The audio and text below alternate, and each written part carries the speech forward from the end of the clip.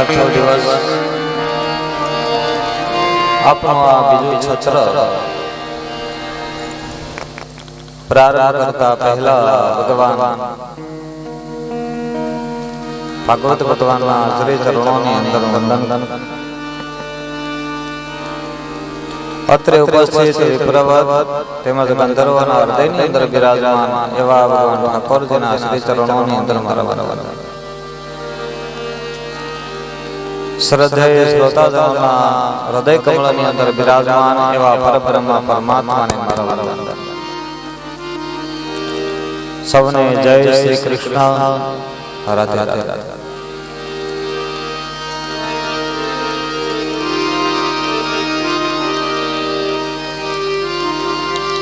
अपने मंगलमय गाथा मंगल यात्रा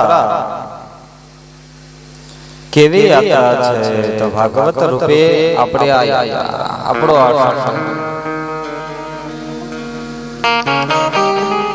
આજનો દિવસ એટલે છઠ્ઠો દિવસ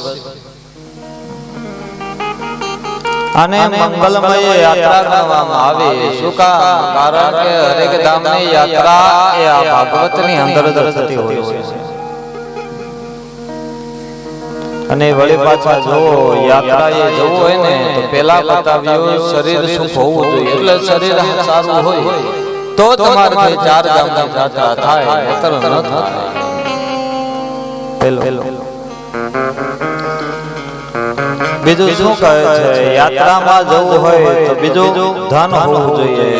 લક્ષ્મી વગર ચાર ધામની યાત્રા ન થાય. અને ત્રીજું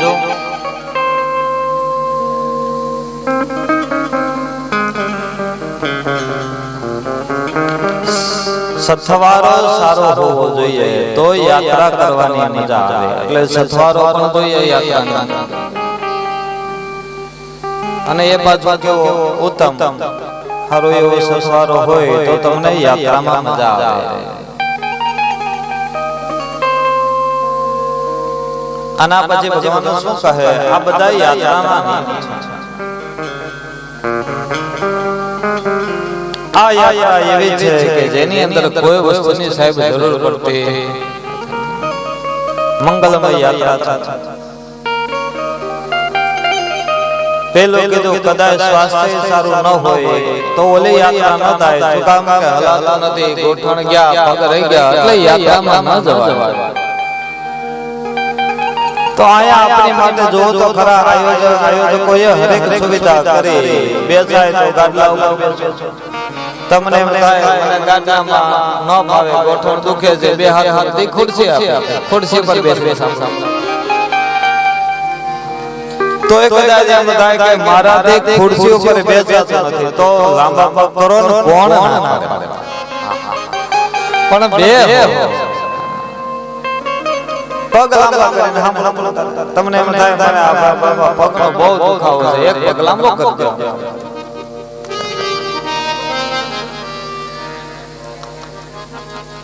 કોઈ જાય તકલીફ કરી નહીં, કાય પવનની ઉપાધિ નહીં, કાય વરસાદની બળતરા. નગર જય કે જાત્રા જાય એને ખ્યાલ હોય કેટલો વરસાદ, પવન, આ બધી વસ્તુ ક્યારેક ક્યારેક સહન કરવી પડે. કોરોનામાં જેટલા ગયા હતા ને અટવાણા એને ખબર છે કેમ થાય જાય. ન્યા ગયા ના બંધ થઈ કે ધડ ન્યા ગયા ને ખબર પડે. હવે બધી વસ્તુ બંધ, લોકડાઉન બધી લોક. એને પૂછો જાય કે યાત્રામાં કેવી તકલીફ પડે. હવે અહીંયા લોક થઈ ગયો હોય તમારું ઘર ક્યાં આવું છે, થોડી કોઈ જાય તકલીફ. બીજું યાત્રાએ જાવ એટલે બધી દવાઓ નાંતે બધું સાથે રાખવું પડે. શું કામ તબિયત કદાચ આમ તેમ થઈ હોય તો બધું લઈને જવું પડે. અહીંયા એ કોઈ જાતની તકલીફ. ત્રીજું યાત્રા કરવા જાવ એટલે ઓછામાં ઓછા કઈક પૈસા ધન સાથે હોવું જોઈએ તો ચાર ધામની યાત્રા થાય. ધન વગર ચાર ધામની યાત્રા ન થાય. હવે આયા તમને કોણ કે 50 રૂપિયા મૂકવાય? કોઈ કીધું કોઈ દી મેં એલાઉન્સ કરીને તમને એમ કીધું તમે આ પૈસા મૂકો આ છઠ્ઠો દિવસ થયો પૈસા હોય તોય થાય ન હોય તોય કઈ નહીં એટલે વગર રૂપિયાની આઝાદ એને કઈ આઝાદ હરે વાત સથવાર અહીંયા આવો એટલે આ બધા પરિવાર જ બેઠો છે આનાથી ઉત્તમ હથવારો બીજો હોય કયો પરિવાર અને કુટુંબ ના જ બધા છે તો આનાથી વધારે બીજો સારો હથવારો તમારે જોઈએ પણ બાજુવાળા કરતા આપડા તો ખરા આપડા તો છે એમ તો બધા હારે છે આંતે મોટી અને સફળ યાત્રા કરી હોય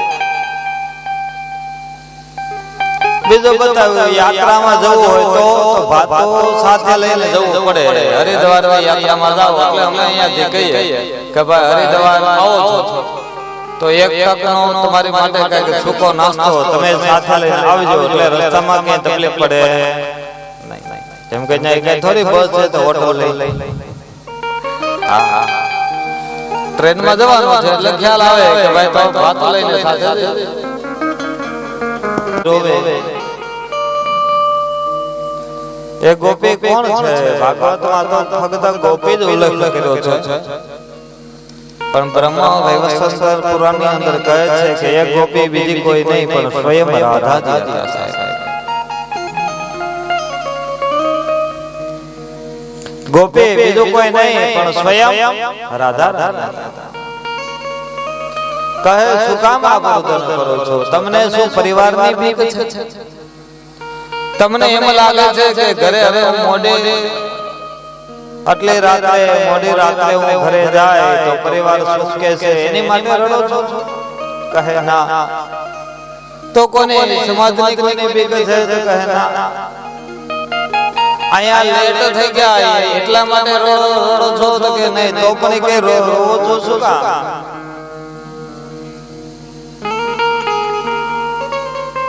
ત્યારે આ રાધા કહે છે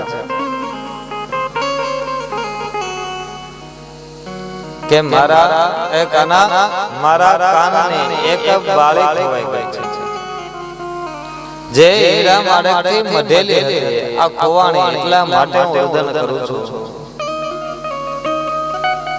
કે જો મારી આ જડી હોય તો તું મને આપી દે અથવા મને ગોતવામાં મદદ કર કારણ કે ભાન ભૂલાણી હોય ને સાહેબ ત્યારે કઈ વસ્તુ ક્યાં જાય કોઈને ખ્યાલ રહેતો આપણે ભજનની અંદર કહે છે કે રાસ રમતા મારી નથડી ખોવાણી કાના જડી હોય તો આ કાના જડી હોય તો આ રાસ રમતા મારી નથડી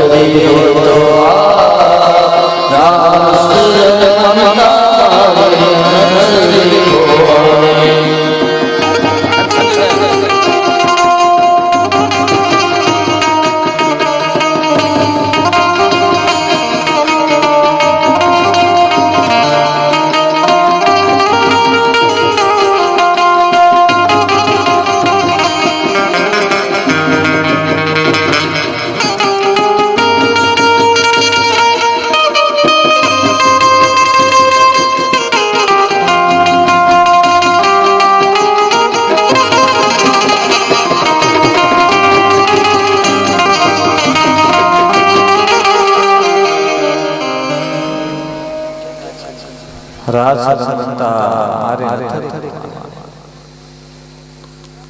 આની માટે પણ રુદન કરે છે. સાહેબ જો તો ખરા કેવો પ્રેમ આ રાસ,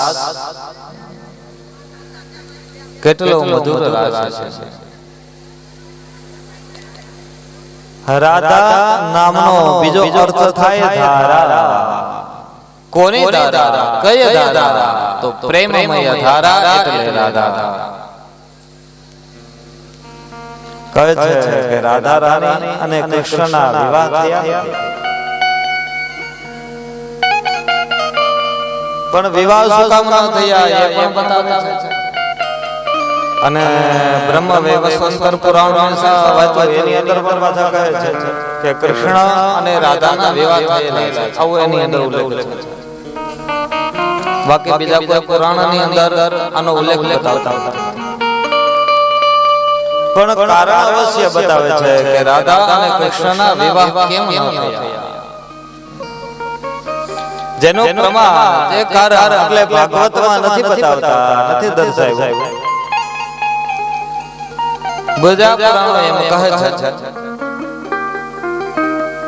કે કૃષ્ણના મિત્ર હતા ને સુદામા, એ પણ મનોમનમાં રાધા રાણીને ચાહે છે. આ મનોમન રાધાને ચાહે છે, એટલા માટે કૃષ્ણ એની સાથે વિવાહ કરતા. શું કામ? કહે છે કે હું જો રાધાની સાથે વિવાહ કરું તો બંને મિત્રોની વચ્ચે દરાર પડે, એટલા માટે વિવાહ કરતા.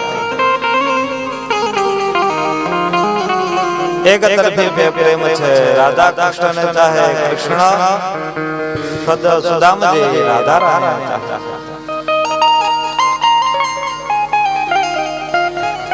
ભગવાન આની પણ ઈચ્છા મનને જે યાતના હતી એ સમજી ગયા. કહે છે કે તારી પણ ઈચ્છા પૂર્ણ થશે અને એની ઈચ્છાઓ પણ પૂર્ણ થાય. ક્યારે થાય છે? કે બીજા જન્મની અંદર આ સુદામ શંખચૂર્ણ નામનો એક દૈત્ય હતો.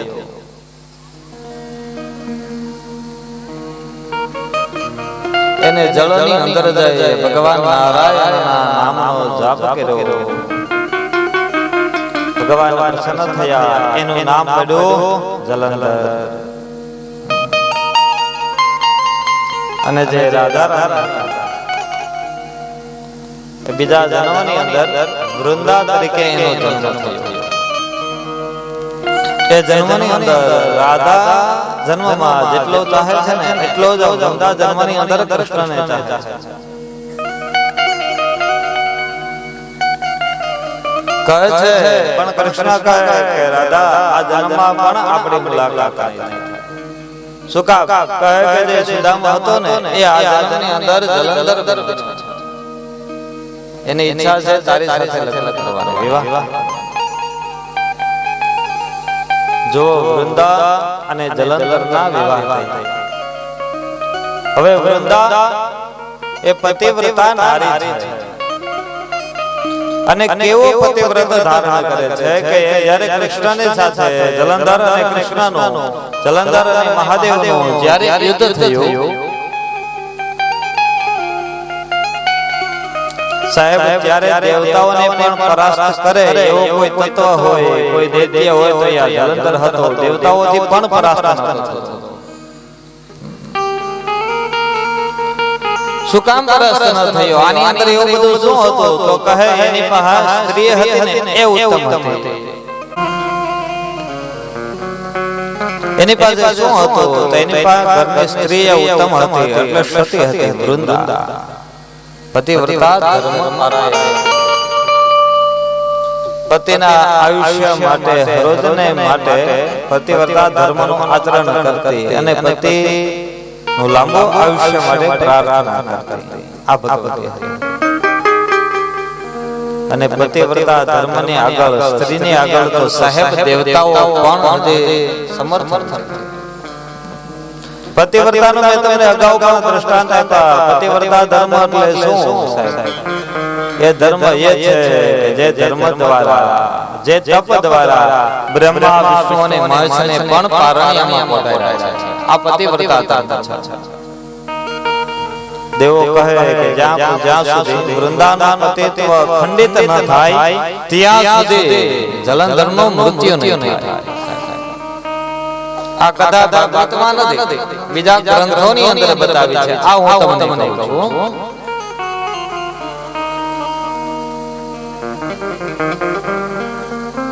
પછી કૃષ્ણ જલંધરનું રૂપ લઈ વૃંદાની સાથે આવે, વૃંદાની પાછે આવે અને વૃંદાનો પતિત્વ ખંડિત રીતે છે. જેવું પતિત્વ ખંડિત થયું એટલામાં જલંધરનું મૃત્યુ થયું. વૃંદાને ખબર પડી કે આ કોઈ બીજા નહીં પણ સ્વયં નારાયણ છે, જેને મારું પતિત્વ નાશ કર્યું, ખંડિત કર્યું છે. વૃંદા એને શ્રાપ આપે છે કે જાઓ તમે પથ્થર, કાળો પથ્થર બની અને સમાજની અંદર પૃથ્વીની ઉપર તમે કૃષ્ણ પથ્થર બની અને પૂજાય છો. ત્યારથી કહેવાય ગંડકી નદીના પથ્થર એટલા વિષ્ણુ. સાહેબ શાલિગ્રામ ગંડકી નદીમાં જાય અને પથ્થર લ્યો એટલે તમારે એમાં જોવું ન પડે, એ કૃષ્ણ જ હોય. અને નર્મદા નદીની અંદર ડૂબકી મારીને પથ્થર લાવો ને એટલે એ શંકર જ હોય. કહેવાય છે ને કંકર એટલા શંકર એ નર્મદા, અને ગંડકી નદીની અંદર પથ્થર એટલા નારાયણ. ત્યારથી હરેક જગ્યાએ શાલિગ્રામ ભગવાનની આ પૂજા થવા અને ભગવાન વૃંદાને આશીર્વાદ આપે છે અને શું કહે છે કે વૃંદા, તમારી જે ગત જન્મની જે ઈચ્છા હતી એ આ જન્મે પૂરી થશે. કઈ રીતે? કે હવે તે વૃંદા હું પથ્થર બનીશ અને તમે તુલસી તરીકે આ પૃથ્વીની ઉપર પૂજાય છો. અને દર વર્ષે મારા અને તમારા વિવાહ થશે, છતાં પણ તુલસી હે વૃંદા તમે કુંવારા રહેશો. દર વર્ષે તુલસી વિવાહ થાય છતાં કુંવારા. અને એમ થાય રામચરિત માનસ કહે છે તુલસી વૃક્ષ ન જાણીએ ગાય ન જાણીએ ઢોર. તુલસી વૃક્ષ ન જાણીએ ગાય ન જાણીએ ઢોર. માતા પિતા ગુરુ માનસ ન જાણીએ એ સબ નંદ કિશોર. માતા પિતા ગુરુ આ મનુષ્ય એટલે માનવી ન સમજાય. આ બધા નંદ કિશોર સ્વયં પરમાત્મા છે. તુલસી એટલે સ્વયં પરમાત્મા નારાયણ છે. ગાય સ્વયં ભગવતી છે. આ બધા પૃથ્વી પરના પ્રત્યક્ષ દેવ છે. તુલસી વૃક્ષ ન જાણીએ ગાય ને જાણીએ ઢોર. માતા પિતા ગુરુ માનુષ ન જાણીએ એ સબ નંદ કિશોર. આ બધાને માનુષ ન જણાય કારણ કે આ સ્વયં પરમાત્મા છે. તુલસીને શું તમે ખડ કહેશો? સ્વયં ભગવતી છે. ત્યારથી દરેક તુલસી ક્યારાની અંદર શાલિગ્રામ તરીકે ભગવાન ઠાકોરની પૂજા થાય. રાખો છો ને શાલિગ્રામ? ક્યારે વિવાહ ક્યારે થાય? એકાદશી ના દિવસે. સાહેબ આજે પવિત્ર દેવ દિવાળી એકાદશી નો આજનો દિવસ છે. તુલસી વિવાહનો આજનો આ દિવસ એટલે ઉત્તમમાં ઉત્તમ દિવસ. એમાં પણ આજે આપણા દરબારની અંદર ઠાકોર અને ભગવતી વૃંદાના વિવાહ.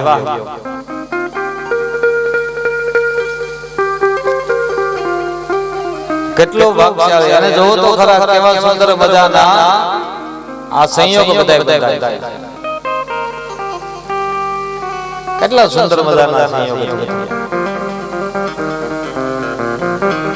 જ્યારે હું ઘરેથી નીકળું ને નકર હું મહાદેવનો અનન્ય ભક્ત છું. મને મહાદેવ પાસે જવું ગમે. પણ જ્યારે પદયાત્રાની શરૂઆત થઈ ને ત્યારે પહેલા હનુમાનનું મંદિર આવ્યું. મને એમ થયું પહેલા હનુમાનને પગે લાગો પછી મહાદેવને લાગ્યા. ત્યારથી રોજ ને માટે સાહેબ આ સપ્તાહ શરૂ થઈ ને ત્યારથી અત્યાર સુધી હનુમાનજીને વંદન કર્યા વગર હજી આ ગાદી પર આવ્યો. આ તમારા કષ્ટભંજન હતા. જે કરતો દોડતો હોય ને એની વાત કરું છું સાહેબ. આપણને એમ થાય આપણે કરીએ છીએ. જ્યારે આપણે આ વાત થઈ હતી કે આ કરવાની ઈચ્છા છે ત્યારે વાર કયો હતો?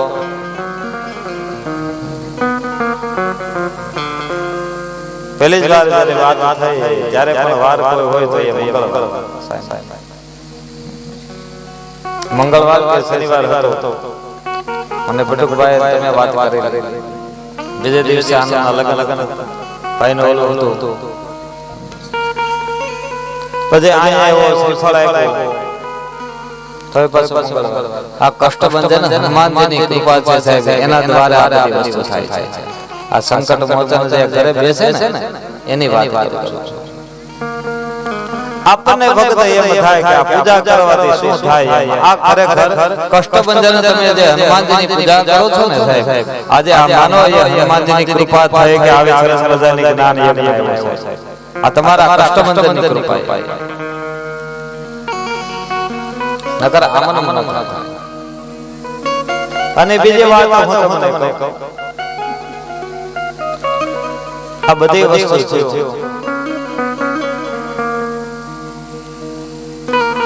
અને દાદાનો પવન આવ્યો ત્યારે દાદાએ કીધું બધાય પિતૃઓને મુક્તિ મળી ગઈ.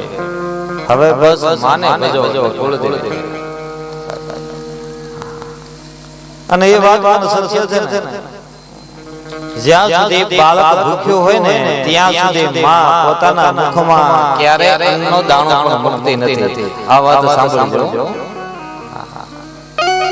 બાળક ભૂખ્યું હોય ત્યાં સુધી માં પોતાના મુખમાં અન્નનો દાણો પણ મૂકતી. અને આપણે બધા ઘણી વાર કહીએ ને પિતૃ ક્યાં હોય? પિતૃ ક્યાં વાસ કરે? કુળદેવીના ચરણમાં. સાહેબ જ્યાં સુધી પિતૃને ગતિ ન મળે, કંઈ પ્રાપ્ત ન થાય ત્યાં સુધી માં કઈ રીતે નિવેદન કરે? આ ભાગીરથી જ્ઞાન ગંગા તો પ્રવાહ જેવો વહેતો થયો. એટલે આપણા દાદાના બુવા મનસુખભાઈ એને મનની અંદર જો ઠાકોર જ બધાના મનની અંદર આ કૃષ્ણ જ ખરેખર મનમાં વસતો હોય એવું લાગે. શું કહે છે? બધાને મુક્તિ મળી ગઈ પિતૃઓને. આ જોજો, આ કરતો ધરતો ઈશ્વર છે એની હું તમને વાત કરું છું. જ્યાં સુધી પિતૃને મુક્તિ ન મળે ત્યાં સુધી માં એક અન્નનો દાણો પણ ગ્રહણ ન કરે. અને જેવી પિતૃને મુક્તિ મળી તરત માએ હાથ કાઢ્યો કે હવે મારે ખાવું છે, હવે મારો વારો છે. શું કહે છે? આજે કીધું કે આ વર્ષે આ ભાગીરથી જ્ઞાન ગંગા છે ને આ જ સમય એટલે દિવાળી પછી વેકેશન દરમિયાન કોઈ તારીખ નથી લીધી, પણ આ દરમિયાન જ્યારે પણ સમય મળશે ત્યારે હવે માં ખોડિયારનો 24 કલાકનો માંડવો કરવો છે કુળદેવી. કોને કીધું આ વાત? તો ભરતભાઈએ કીધું. ભરતભાઈ કેશુભાઈ સુડાસમા એના દ્વારા કીધું કે મહારાજ આવતા વર્ષે કે આપણે આ જગ્યાએ ફરીથી કે માં ખોડિયારમાંનો માંડવો કરવો છે. એટલે સમસ્ત સુડાસમા પરિવાર જ્યારે તારીખ મોકલીએ ત્યારે હવ પાછા પધારજો સાહેબ. આ નામ કહેવાય પ્રમાણ. એક પછી એક આ ભાગવત ભગવાન આવે ને એટલે એક પછી એક કામ થવા જ મળે. ત્યારે સમજવું કે આપણા પરિવારમાં હવે સિદ્ધિ થઈ જાય. શું આને કહેવાય કે આપણા દેવ પરમાત્મા આપણા સમસ્ત પિતૃઓને ગતિ મળી ગઈ, આપણી સપ્તાહ સફળ થઈ ત્યારે માં આવે સાહેબ. એ આ એનું પ્રમાણ મળી ગયું સાહેબ. આ વિચાર આવ્યો ને ત્યાં જ આ પ્રમાણ પ્રાપ્ત. નકર આવા વિચાર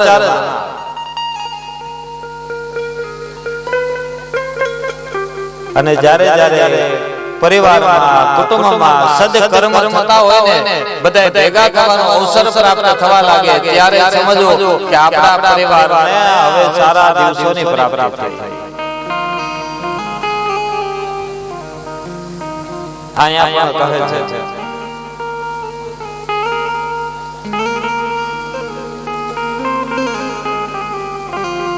ભગવાન રાસના દર્શન કરાવ્યા બધાને ખૂબ જ સુખ પ્રાપ્ત કરાવ્યા.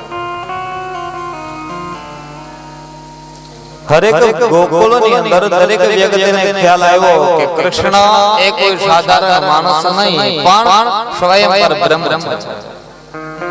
એટલે ભગવાનને એમ થયું કે હવે આ નગરની અંદર રહેવાય નહીં, એટલે મથુરા તરફ જવાનો સમય આવ્યો. કંસ મહારાજ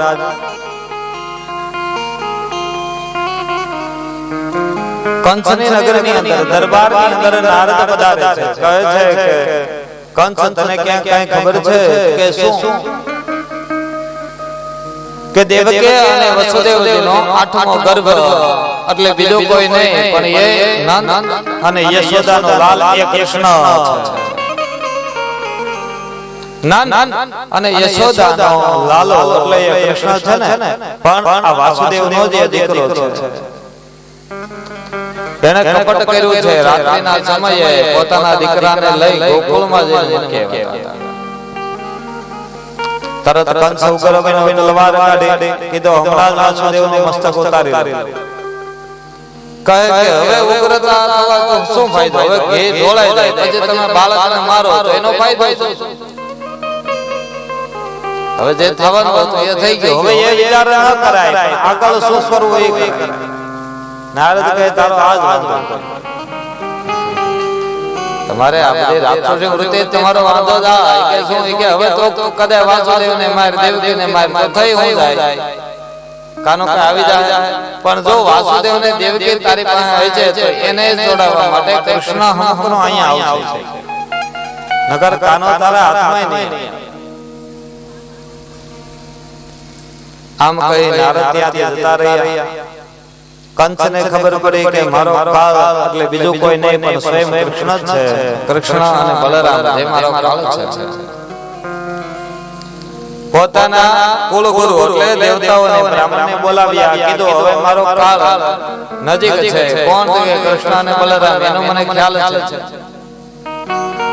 કાળને જીતવો હોય તો શું કરવું જોઈએ? કહે તો તમે ધનુષ યાગ કરાવો,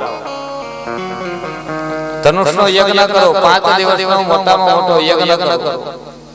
આ યજ્ઞ પૂર્ણ થાય ને એટલે તમને કાળ ઉપર પણ તમને વિજય પ્રાપ્ત થાય. જોજો આને આમ કીધું કે ધનુષ યાગ પૂરો થાય એટલે તમને કાળ ઉપર પણ વિજય પ્રાપ્ત થશે.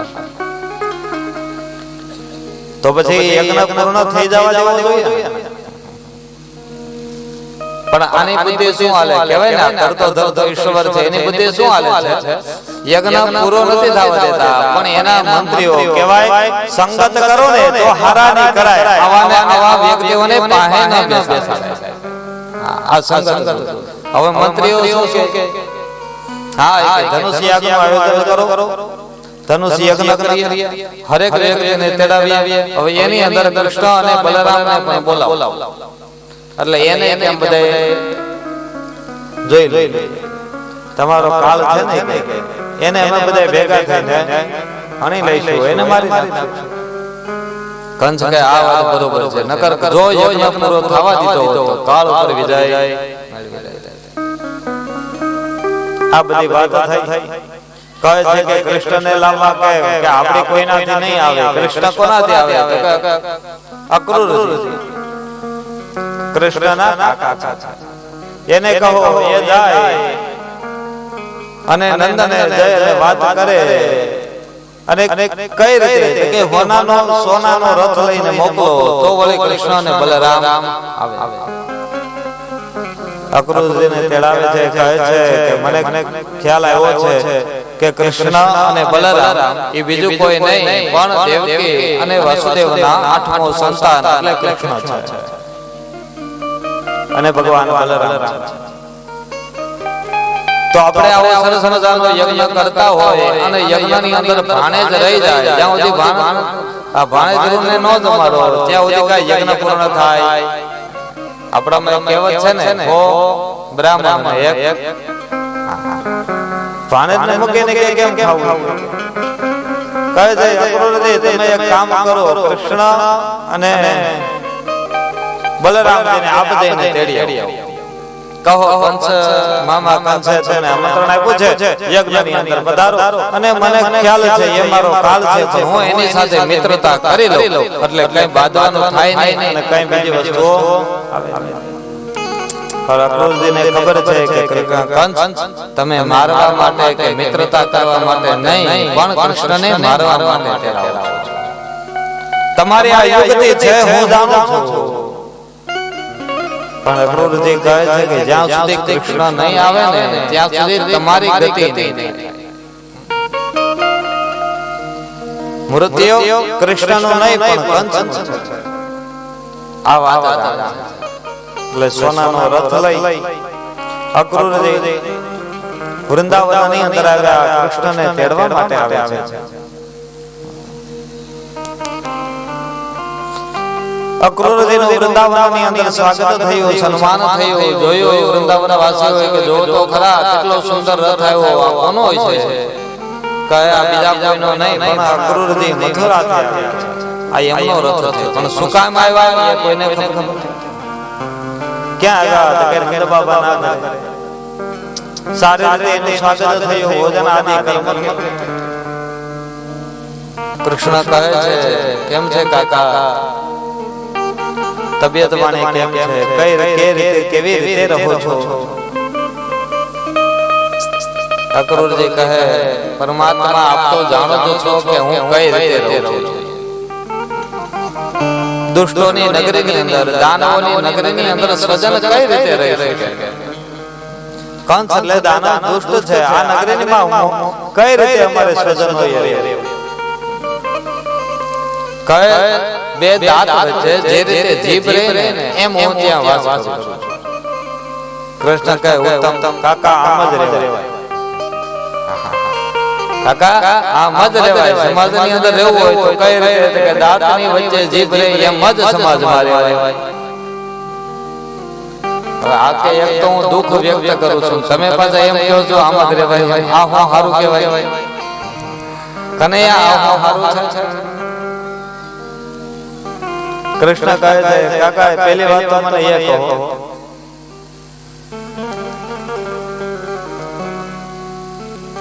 પહેલા તો એ દાંત અકડ છે ને,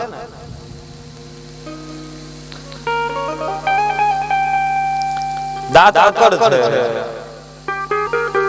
એટલે એ પડે છે, પણ જીભ નરમ છે એટલે એ તરે છે. જીભ કદાચ માણસ વયો જાય પણ જીભ ઠેઠ સુધી હોય. દાંત વૃદ્ધાવસ્થા આવે એટલે બધા દાંત દિવસો જતા જાય, દાંત પડી જાય પણ જીભ તો અમર છે. અને બીજું શું કહે, દાંત આવ્યા છે એટલે એને જવું પડશે પણ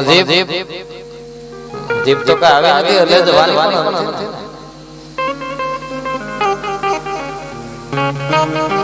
એટલે ખરેખર કાકા જો રહેવું હોય તો બે દાંત વચ્ચે જે જીભ રહે ને એમ જ રહેવાય. મને તો મારા મંતવ્ય અનુસાર આ સ્થાન ઉત્તમ લાગે. શું કામ? કારણ કે દાંતની વચ્ચે તમે રહો ને તો કદાચ કોઈ ઘા કરે તો દાંતને વાગે, જીભને કંઈ થાય.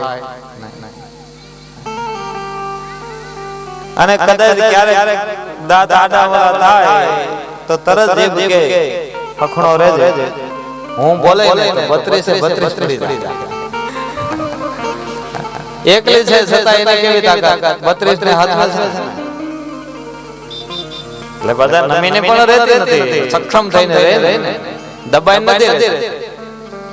એટલે ઉત્તમ સ્થાન તમે જે કાકા રહો છો ને એ ઉત્તમ સ્થાન છે. આ રીતે જ જીભ જે છે એ નરમ છે એટલે અમૃતને પામે. જીભ ક્યારેય મરતી નથી, અમૃત છે. અને એક વાત યાદ રાખજો, જેટલા અકડ થયા છે ને એ બધાય પડ્યા છે સમાજમાં. એટલે અકડ થઈને કોઈથી રહેવું નહીં, નરમ બનવું તો સમાજની અંદર તરશું. કુટુંબની અંદર, પરિવારની અંદર, સમાજની અંદર નરમ થઈને રહેવું જોઈએ. જીભની અક્રૂરજી કહેવા લાગ્યા, કહે છે નંદજી, હું કૃષ્ણ અને બલરામને તેડવા માટે આવ્યો છું. શું કામ? કે મહારાજા કંસ ત્યાં યજ્ઞ કરે છે અને એને આ સુવર્ણનો રથ મોકલ્યો છે બંનેને લેવા.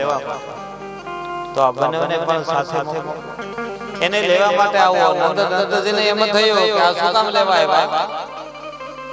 કે હું ત્યાં એટલું સરસ મજાનો કર ભરું છું, એના રાજ્યની અંદર હું સારી રીતે રહું છું, એટલે કંસે મારો અને મારા દીકરાઓનું સન્માન કરવા માટે હોનાનો રથ મોકલ્યો છે. કહે કઈ વાંધો નહીં, પણ કૃષ્ણ અને બલરામ જવાના છે. આ જાન સમાજની અંદર કહેવાય છે ને, એક ગોપીને ખબર પડતી એટલે થોડી ક્ષણવારમાં હરેક ગોપીઓ સુધી આ વાત પહોંચી ગઈ કે અક્રૂરજી આવ્યા છે અને એ આપણા કૃષ્ણને આપણા કાનાને લઈ અને મથુરા જવાના છે. તો ગોપીઓ કહે, કોણ છે? કે અક્રૂરજી. કહે, આનું નામ અક્રૂર કોણે રાખ્યું? આનું નામ અક્રૂર નહીં પણ ક્રૂર હોવો જોઈએ. આ તો ખરેખર ક્રૂર કહેવાય, અક્રૂર નથી. કેવો છે? કે ક્રૂર છે. કેવી ક્રૂરતા છે? એને નહીં ખબર હોય કે આ ગોપીઓ કાના વગર કેમ રહે. આ હાવ નિર્દોષ છે, હાવ ક્રૂર છે. આ અક્રૂર નથી, આ તો ક્રૂર વ્યક્તિ છે કે લેવા માટે. અને ચારે બાજુ વ્રજમાં વાતો થવા લાગી છે કે કૃષ્ણ હવે વૃંદાવન છોડી અને મથુરા તરફ જવાના છે. આપણે પણ કહેવાય છે ને, કીર્તનની અંદર કહે છે કે બાયો વ્રજમાં તે વાતો એવી થાય છે, બાયો વ્રજમાં તે વાતો એવી થાય છે, બાયો વ્રજમાં તે વાતો એવી થાય છે, બાયો વ્રજમાં તે વાતો એવી થાય છે.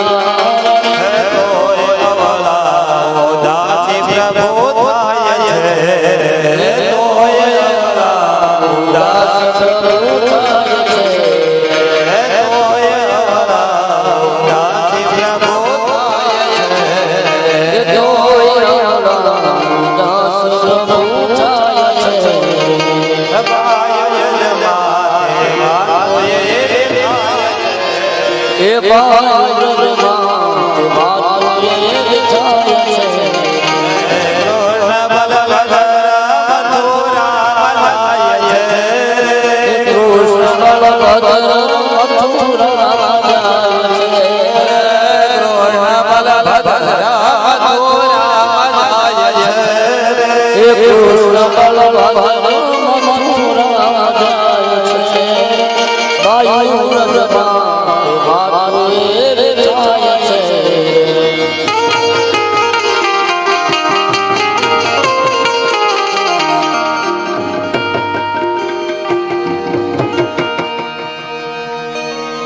વ્રજની અંદર વાતો થવા લાગી કે અક્રૂરજી આવ્યા છે કૃષ્ણ અને બલભદ્રને લેવા માટે ચારે બાજુ શોક મગ્ન થયા ગોપીઓ રુદન કરવા લાગી અરે આ શું વાત છે અમારાથી એવો કયો પાપ થયો અમે એવી રીતે કયો અપરાધ કર્યો કે આ સ્વયં કૃષ્ણ અમને છોડીને મથુરા ગયા અને એટલો બધો તમારે વિયોગ રુદન કરે છે ભગવંતને યાદ કરે છે આ બાજુ નંદ બાબા યશોદાજીને કહે છે કે યશોદા કૃષ્ણ અને બલભદ્ર કાલ મથુરાની અંદર જવા છે કંસને ત્યાં યજ્ઞમાં જવાના છે તાતો મને વર્ષા આવી ગઈ આંખમાંથી ટપ ટપ ટપ આંખો પડવા લાગી કહે છે આપ શું વાત કરો છો મારો પુત્ર તો હજી બાળક છે નાદાન છે અને એ કંસની નગરી તમને ખબર છે ને કંસ જેવો કોઈ દુષ્ટ વ્યક્તિ નથી મારા દીકરાને એની નગરીમાં શું કામ જવા કહે છે યશોદા કંસનું આમંત્રણ છે જો તો ખરી એને સોનાના રથ મોકલા છે અરે એનું સન્માન કરવાનું છે યશોદા કહે મારે એના સન્માનની કઈ જરૂર નથી એને શું નથી ખબર આ હજી બાળક છે 11 વર્ષનો મારો આ બાળક કઈ રીતે માથી અલગ રહે કૃષ્ણ બલભદ્રને તેડવા મોકલા એકલા કઈ રીતે રહે છે અરે તમને ખબર છે કાનો મારી વગર ક્યારેય જમતોય નથી હું એને રોજ પાણી બેહીને જમાડું ત્યારે માણ તો એ જમે છે કાનાનું ત્યાં શું થાય એને કોણ ખવડાવે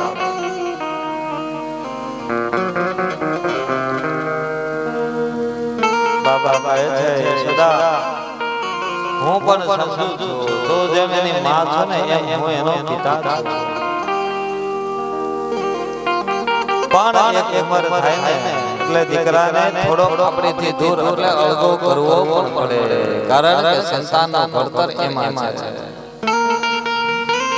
તો જ દીકરાનું ઘડતર થાય મારો દીકરો કરી અને આમ રાખો ને હાડલાના છેડામાં તો એની અંદર ઘડતર ન થાય સંતાનોનું ઘડતર કરવું હોય તો એને મોકલવો પણ પડે બહાર કાઢવો પણ પડે ઘણા સમજાવે પણ યશોદા મોડી રાત કહે છે કે જાઓ યશોદા હવે તમે કાનાને સુવડાવી દો કાનાને બલભદ્રને સુવડાવે અડધી રાત થઈ રુદનનો અવાજ આવે કૃષ્ણ જાગે અને જોવે તો માને રડતી કહે છે માં શું કામ રડે છે માં હું ક્યાં કાયમી માટે